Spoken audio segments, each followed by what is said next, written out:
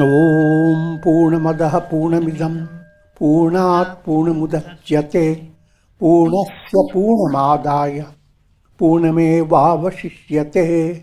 Om Shanti Shanti Shanti. Om Brahmanandam Paramasukadam Kevalam Jnanamurtim Dvandvatitam Gagana Sadrisham Tatvamasyadilaksham Ekam Nityam Vimalamachalam Sarvadhi Sakshi Bhutam Bhavatitam Trigunarahitam Sadgurum Tam Namami. Om. Adorations to Sadguru, who is Brahman, the giver of supreme bliss, embodiment of pure consciousness, one without a second, vast as the ether, infinite, eternal, beyond the three gunas and their modifications, the supreme preceptor. Yoga Vasistha Upashama Prakarana, section 73. And the topic is focused on the state of enlightenment. Happiness is the highlight of all human expectations. How to be happy. You don't have different views in that matter. No fight against that everybody wants to be happy. But deep insight into what is really happiness and how can you be happy, not happy.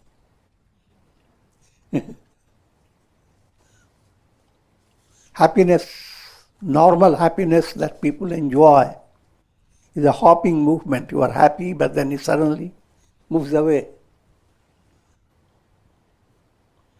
It's not, and we're unable to secure it. The ideal, the goal before you, first to understand that's your soul's innate urge to be happy.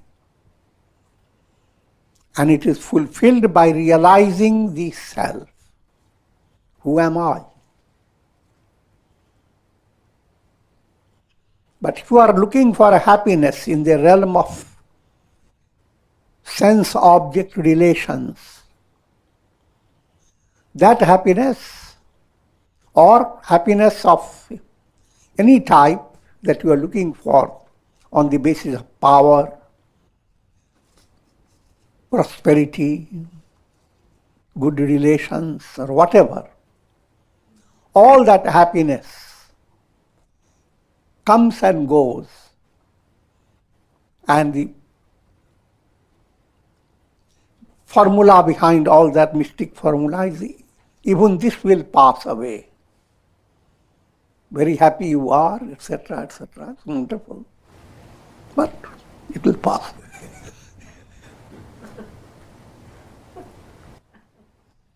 Mind is so accustomed to this type of happiness that what is real happiness called ananda, of course ananda term can be used even for worldly happiness. The more technical term is used bhuma. All worldly happiness is described as alpam. Alpam means little. Bhuma, infinite. Try to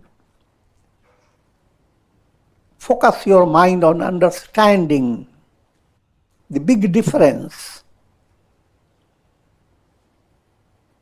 And while you are looking for happiness in the world, your whatever object gives you happiness, your mind should become well prepared to understand that happiness is not coming from objects. In brief, what I am leading you to understand, there is no harm in being happy day by day with a hopping happiness. As long as your happiness does not lead your mind to delusion. If you are happy because of certain happenings, every happy happening that gives you happiness, if you were to trigger or ring a bell in your mind, that happiness is coming from God. And God is not somewhere far out. Your very source, your essential nature. Every soul is like a reflected sun. And whatever this reflected sun enjoys, all enjoyment the reflected sun has, every enjoyment relates to the sun. Reflected sun itself is nothing but the sun. But let me come back to a very simple way to understand. The art of spiritual life, real spiritual life, to live your life with happiness. But understand your happiness has three types of happiness. Satwic happiness, rajasic happiness, tamasic happiness. Satwic happiness, Gita gives this description in 18th chapter. In the beginning, it appears like poison, ends up with great happiness, like nectar. That type of experience of happiness is Satwic. Again, you have to understand, it doesn't have to be this allegorical statement. It doesn't have to be poison type of beginning in every Satwic happiness. But if the mind has been so accustomed to rajasic happiness, you had planned to go for a big trip, 15 and 20 people were in your party, they are all arranged, and lots of demands are there on you. Put all the rows, all the ducks in the row. And then suddenly some Satwic karma cancels the whole program.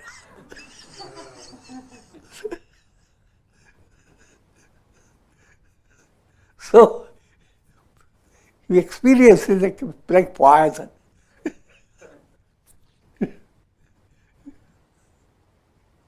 But as you begin to enjoy your peaceful life and serenity in your mind, it's nectar.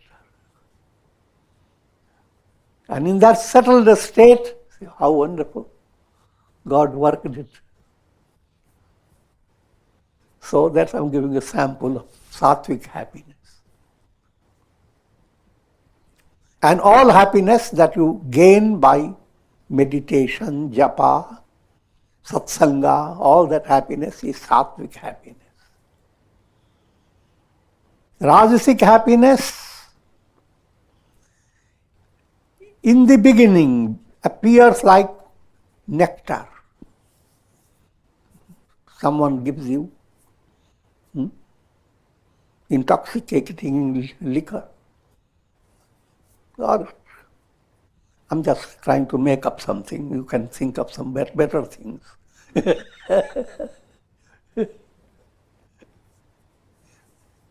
Something that is so good looking, something so good taste. You don't think of how you are going to digest it. You simply start putting your tongue into it and crunching it by your teeth. So in the beginning it appears like nectar, but then result like poison. That's called rajasic happiness. And rajasic happiness goes on creating distractions in your mind. Tamasic happiness, from beginning to end, you are deluded.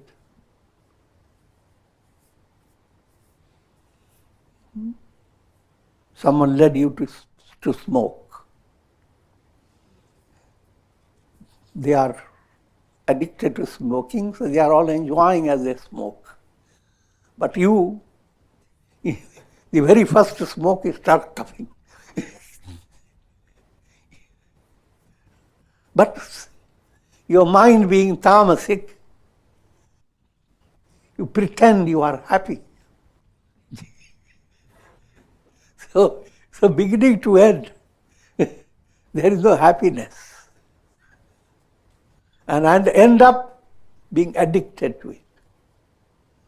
And under the pressure of addiction, suddenly someone gives you a bunch of cigarettes, feel so joyous.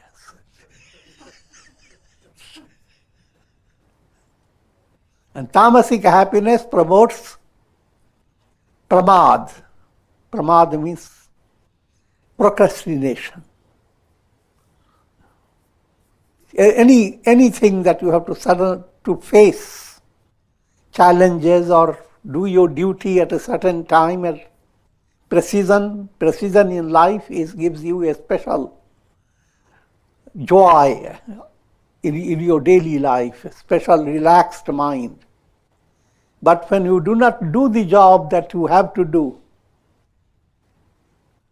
and go on postponing, you go on postponing, but demands of the world, they don't postpone, they are coming up day by day. So now suddenly you face a very big voluminous work that you have to handle. And your mind goes into a turmoil. So, tamasic happiness promotes, rajasic also promotes procrastinating habit and dullness, alasya and nidra. Not normal sleep, abnormal, constantly, instead of being alert, doing your duties, constantly with a sleepy mind. So I've already given a picture of 3 types of happiness: Satwic, rajasic, tamasic. Of these 3, Satwic happiness should be your focus. Move away from rajasic, tamasic. That type of discipline enriches your life. Otherwise, your life is becoming shallow, in vain, and it is going to draw to you countless miserable situations. You are the architect of your destiny. And your destiny that you are making will be very poor type of destiny. But if you are doing Satwic, there comes a time in Satwic movement when suddenly a ring bells within your mind that allows you to see the difference between alpam and bhuma. Alpam, all worldly happiness, is limited by time, space, causation, and it will pass away. Also, it can never give you complete satisfaction. Real happiness, ananda, bliss, absolute, that's the revelation of who am I. A profound revelation of I am. But in order to have that, you have to constantly understand the difference between ego dominating the mind and when you meditate, do yoga nidra or things of that nature, or when you go to have a very sound, healthy sleep, you move away from your ego. Your reality, real you, is not in the realm of ego. The real you is beyond your ego. And that real you is the basis of what you are.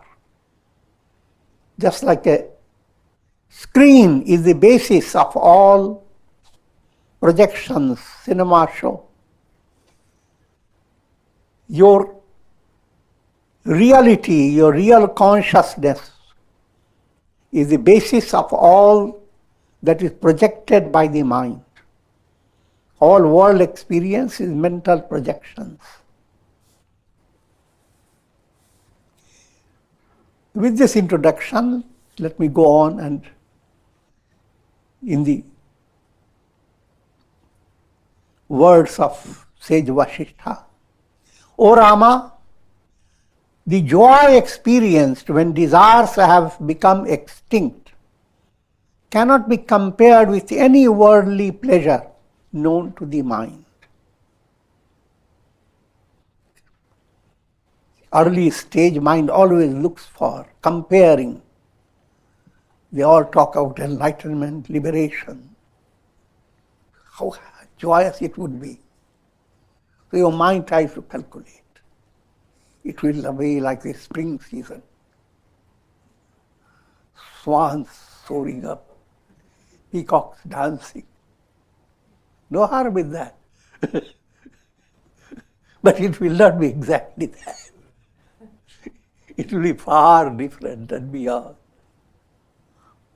Even the joy experienced by one in the sweet embrace of his beloved wife or husband is far short of the perpetual bliss experienced by a sage. Neither a kingdom, nor the heavenly realms, nor the moon, nor the spring season, nor any pleasure of the world can ever compare to the bliss that is experienced by desirelessness. So, desire-based bliss versus desirelessness. Bliss, ananda. Desirelessness you should not interpret as separating yourself from desires. It is fulfillment of all desires beyond your imagination. Absolute satisfaction. Always I've given you the simile of a reflected sun and the sun. A reflected sun has countless relationships. You have to figure that out.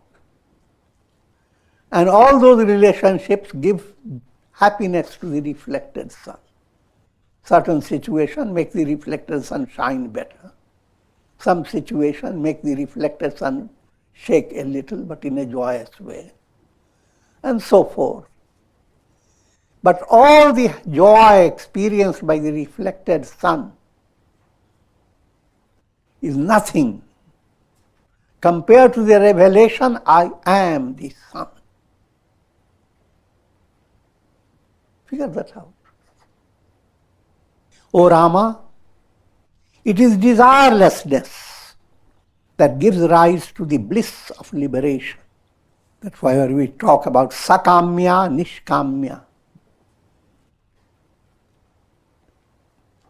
Going after happiness led by desire.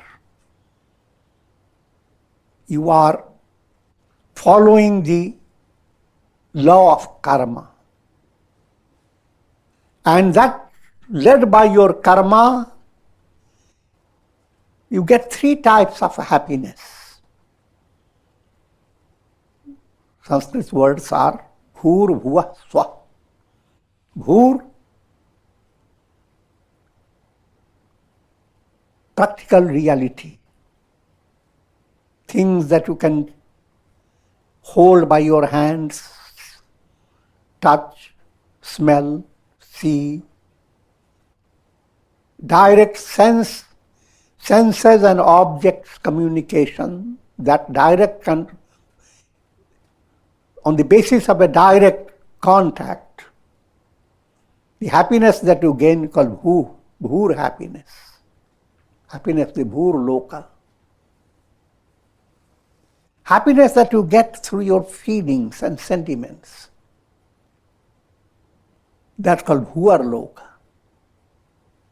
And happiness that you get through your understanding. Every day you have these three levels are operating every day.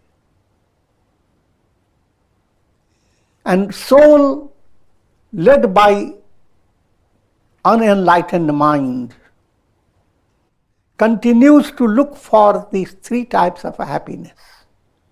If that is so, the soul is in bondage and it is subject to the cycle of birth and death. When you come to understand this point, then in spiritual culture presented by India and all religions as well, you take sannyasa. And sannyasa, the very initiation into sannyasa, you recite mantra, bhuh sannyastam maya, bhuvah sannyastam maya, swah sannyastam maya. I have renounced all earthly pleasure. I have renounced all sentimental pleasure. I am giving a simpler meaning. And I have renounced all pleasure arising in the level of your intellectual concepts and intellectual experience. All this I am leading you to understand that that is the goal, whether you are initiating sannyasa or not, this is your goal. All happiness that is in these three planes is a form of maya, illusion. For the great soul who is endowed with desirelessness, this earth becomes as small as a pit made by a cow's hoof. All the happiness that we are looking for, where do you get on this earth planet? Suppose you have marvelous buildings that you own all over the world, Alaska to New Zealand, and you have big business going on, flourishing,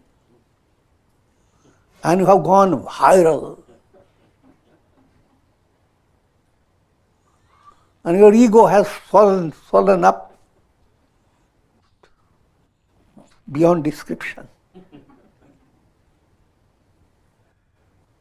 All this is nothing but we're looking at a little water in a footprint of a cow. Cow's hoof creates a print, and in that print, the little water is there.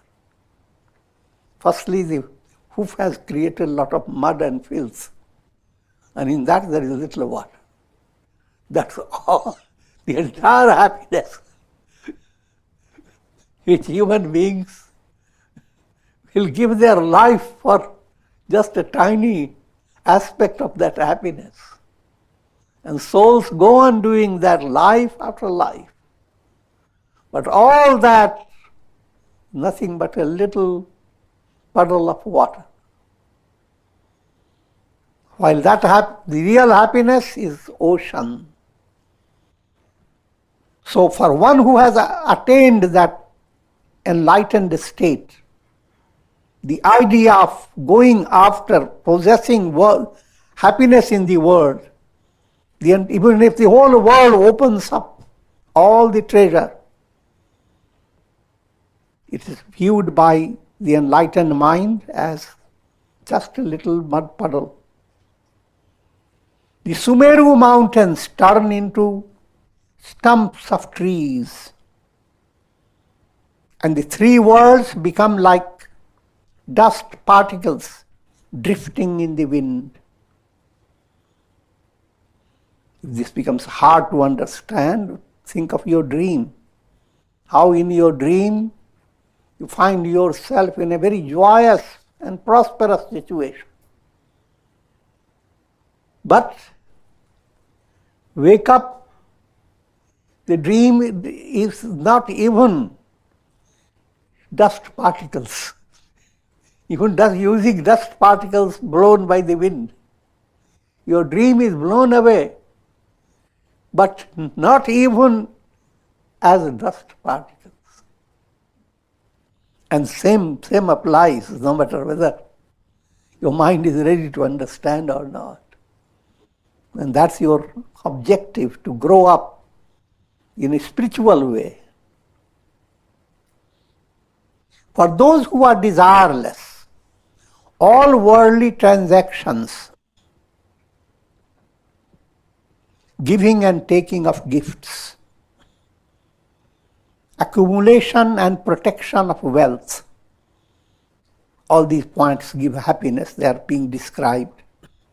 Enjoyment of the pleasures of the senses, delighting in the presence of relatives and friends, all become meaningless.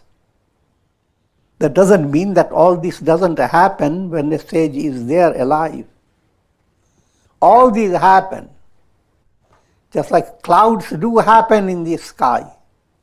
But to the sky, the clouds are meaningless, implying clouds are don't in any way interact with the sky. The sky can. The sky is welcoming everything, because the sky is no longer in a state of being affected, whether clouds come roaring and jumping around, or whether clouds come very softly, singing and dancing. The sky remains just the same. It's an allegorical picture. If you have that understanding, I am the self, that understanding dominates your entire mental experience. Your practical life remains practical, but this is your inner experience, called direct experience, innermost. So much effort is directed by the ignorant towards these activities, and yet by doing so, they only continue to sow the seeds of misery. All the points I have mentioned, wealth, enjoyment of pleasures, presence of near and dear ones, all that gives you happiness. You go and enjoy, you get the happiness, but along with it, you are sowing the seeds of karma. O Rama, who can describe the glory of a sage who possesses a heart incapable of harboring any worldly desire? When you are in deep sleep, you become free of all worldly desire. That's what your heart whispers in your dream, deep sleep. The deep in your heart, desires have no place. In deep sleep, you don't miss anything. Nature creates a little rehearsal of the absolute state which is your goal. So your goal is there, and it comes every day, but your intellect is not pure enough, sharp enough to understand. The I am is not dependent on the body. I am is not dependent on the world. The world itself is not a reality. The world itself is being interpreted by your senses. Your eyes are interpreting colors, etc., and so forth. Your senses are not perfect. Animals and birds have different way of looking at the world. So the world is not a reality. And all you are experiencing is through your nervous system. And all this nervous system has its source in your brain. And behind the brain, and brain itself is receiving subtle source of energy from a divine source. Do not depend upon the desires of the world. They act as thieves to rob you of the intuitive knowledge of the self. If you begin to depend upon, live your life with the goal, you want to be happy, and your mind has interpreted to be happy, you must have a lot of money, secure your progeny to be happy, your sons, grandsons, and so forth, the whole line may be happy, that type of, that people can go on singing your praises, power. That's the general idea of happiness and prosperity. But that's from advanced point of view. If that is your goal, then what happens? Your intuitional knowledge, put it in simple terms, Viveka Buddhi, the subtle intellect that shows this difference between who am I, the self and the not self. That's called Viveka Buddhi. That Viveka Buddhi, that Viveka Buddhi is as if taken away from you. You are robbed of your Vivek. Who robs it? Big thieves. Kama, Krodha, Lobha, perverted desires, anger, greed, and other impurities. They are highway robbers. You are going on a highway. A robber suddenly snatches your purse, all your identity.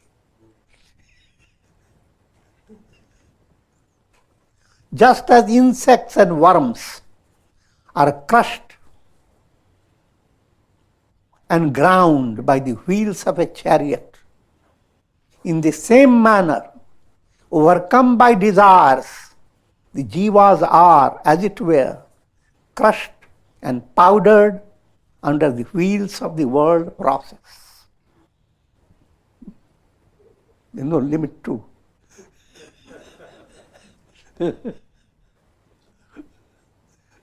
The reality is presented, it shocks one's mind. But this is the reality of all people who live through the world, looking for happiness in the world. What happens? They end up passing away, leaving the skeleton behind.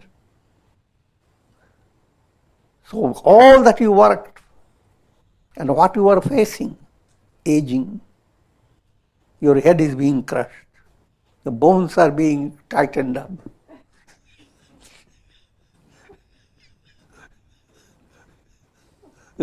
Worms can be killed faster. I'm joking. And reminding you that every soul fettered by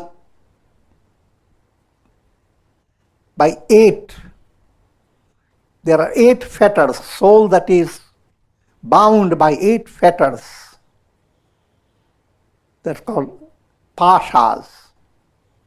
That soul is called pashu.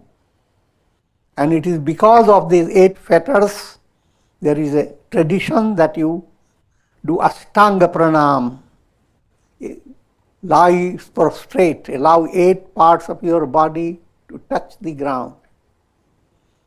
Those 8 fetters are grina, hatred, lajja, shyness towards spiritual practice, bhaya, fear, shanka, doubt, jugupsa, gossiping habit, kul, pride of family, sheel, pride of social culture, jati, pride of caste or class. If a person is gripped by all these 8 points, in a spiritual way of looking at the person, he is called Pashu. He is just an animal. And the animal level means all types of things, birds, creatures, even worms. O Rama, a knower of the self does not desire anything from this world which is illusory. There is no object of this world which could be truly desirable. How can any portion of mirage be valuable to a person who is thirsty? Figure that out. He who knows the illusoriness of objects and the reality of the self attains the supreme state of repose, characterized by cessation of all desires. As long as you have desire, you are involved in a mystic journey of life. Or, put more strictly, you are luchando. You are constantly fighting. Every desire presents a task for you. You have to work for it, fulfill it. And therefore, there is no real rest. You are always running. One desire fulfilled, another is waiting. Complete repose is possible only when you attain enlightenment.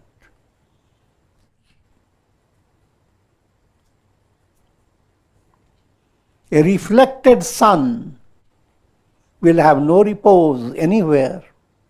Complete repose, it's revelation, it's realization. I am the sun.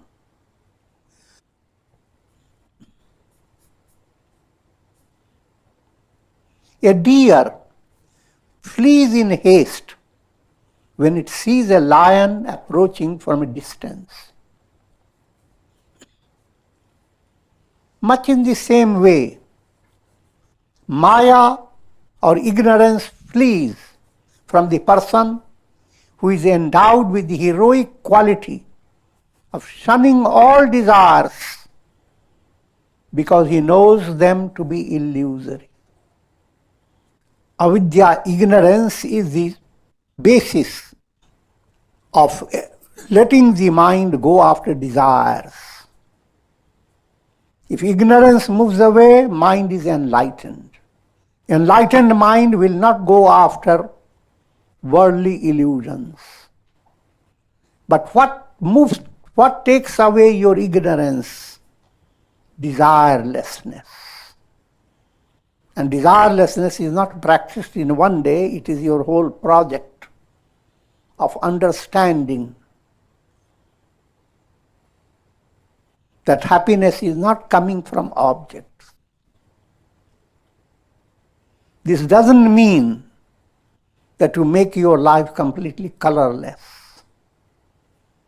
It means, on the other hand, make your life more colorful. When you are petting a baby, you are petting Krishna in the baby. Or even look at even animals. who love their eyes, what shines through their eyes? Divine. In every loving relation, if your love goes beyond what appears before you and connects with God within your heart, if that art can be developed, then that will make avidya, ignorance, run away fast. But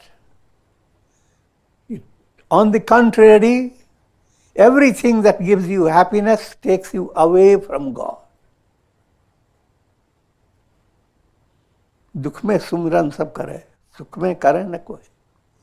When there is a happy situation, people don't want to talk about God and all that.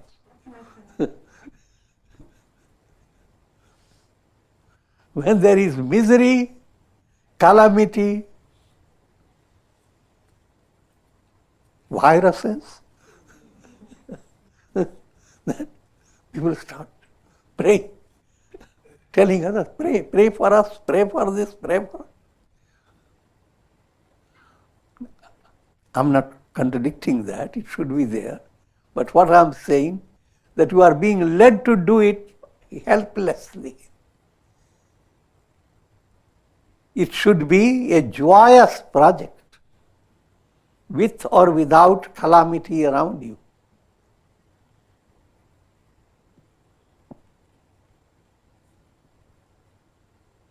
So if you have that type of development, art, to recognize God behind all forms of love, even when you are taking food and something is very delicate and tasty, remember, Brahmarpanam Brahmavi Brahmagnau Brahmanahutam. The Brahman is touching your tongue.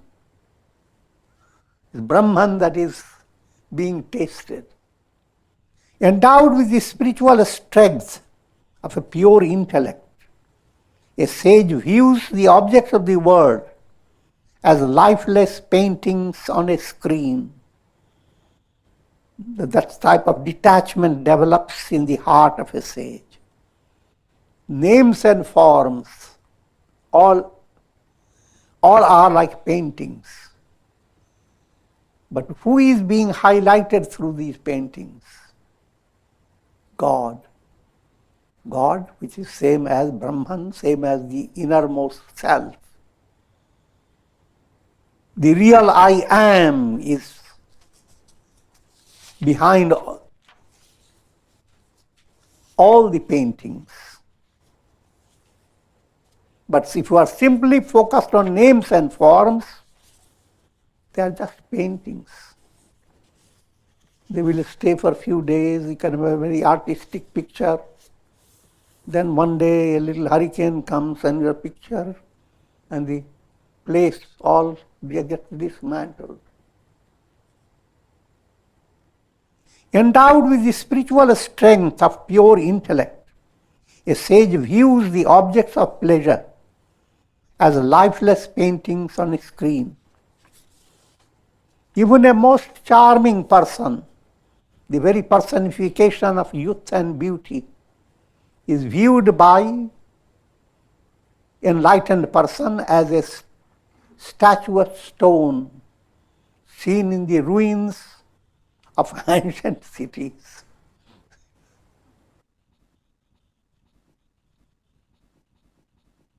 On coronavirus days, it's easy to understand. Keep away from people. To the masses, to the general world, physical intimacy is considered the best, the more real. But physical intimacies and all relationships, that means you are in a dangerous ship.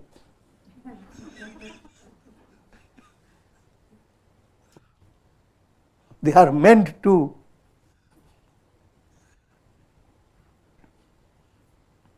be destroyed. Even in the most provocative conditions, such as when Cupid's arrows are discharged against a sage, they become converted into tiny fragments. How can the swirling mist of passion affect the boundless vastness of the blue sky? Very great ideal presented by Lord Shiva himself. He opens his third eye and the Cupid god gets burnt up. Human mind is so much under cupidity. Stupidity.